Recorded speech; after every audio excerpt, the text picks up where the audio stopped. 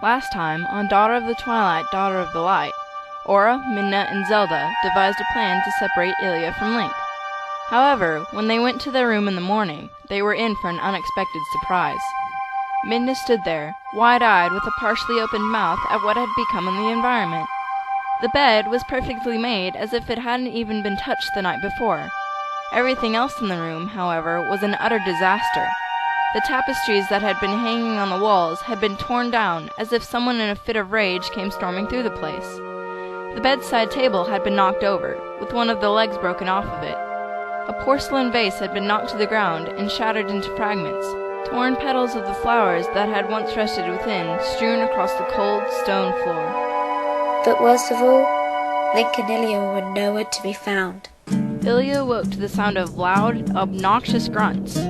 Grunts that seemed oddly pig-like, followed by the sound of a snapping lip, which in turn was followed by a shrill squealing sound. Definitely that of a pig. Her vision was blurry, but not unbearably unfocused.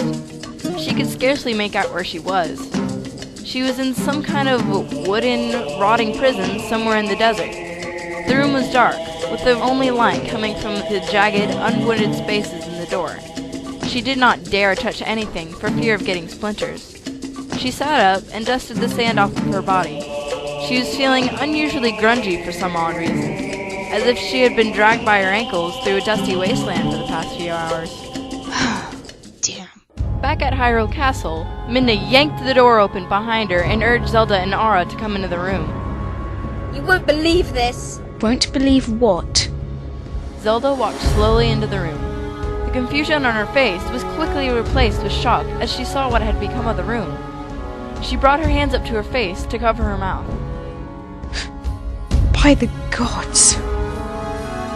Aura quickly pushed herself through the doorway and into the room.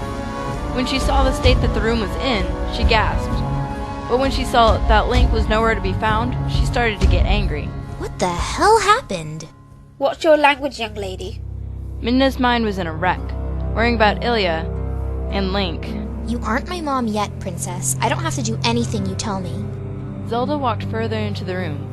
She found a note written in ancient Hylian, crumpled and wedged between a torn book and a miniature broken statue of the three goddesses. She unfolded it and began to read it to herself, all the while holding her free hand to her face in horror. What does it say? It says that this was only a warning, and they're coming back for more. Who's coming back? And how did they even get in here without anyone noticing? Especially with this huge mess they made. Doesn't that seem a little unrealistic to you? Okay, I know this is bad, but is this really something to be so horrified over? We can easily fix this mess and get the guards to do their job the right way in the first place, right? And Link and that silly human are sure to be somewhere around here, right? It's not like they could have just up and vanished. You don't understand, Aura. It's not the fact that they vandalized royal property that's got me worried. It's that these two are gone, without even a trace.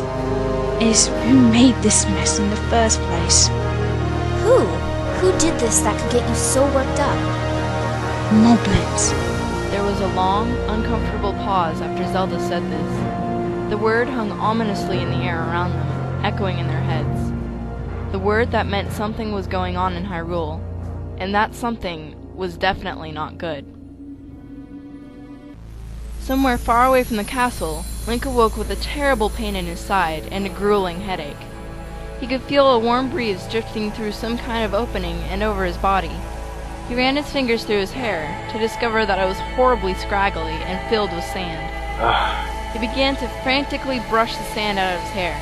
He sat up groggily and put his hand to his forehead while he propped up his body with his other arm. Gods, what the hell happened? He rubbed his eyes and tried to look around him to see where he was. He knew that he obviously wasn't at the castle anymore. The ground was far too moist and scratchy, and there was way too much dry heat in the air. Not to mention the fact that he felt like he had been beaten viciously with a large blunt weapon, and he was somehow covered in sand. But despite his squinting and blinking, his eyes were just too out of focus to see anything of importance. He could, however, hear grunting coming from somewhere.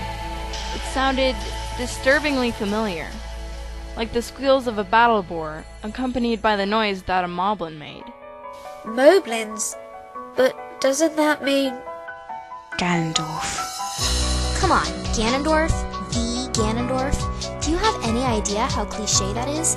Every time something goes wrong in this country, doesn't it seem like Ganondorf's to blame? That's not true. Just the vast majority of the time. Since long, long ago, he's plagued our country and its people. His powers are not to be taken lightly.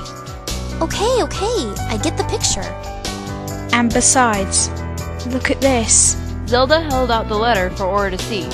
There, placed on top of the letter so that it was quite visible to see, was a piece of the frame of the Twilight Mirror. The tear-shaped pendant that hung around Aura's neck began to resonate with light as it got closer to the piece of the Twilight Mirror frame. What's the deal with your silver tear? What the? Aura looked down, and sure enough, the silver tear was glowing, brighter and brighter, stretching out farther and farther into the darker regions of the wreckage. There was a great flash. The light grew and grew until it engulfed the three of them, and then they vanished without a trace.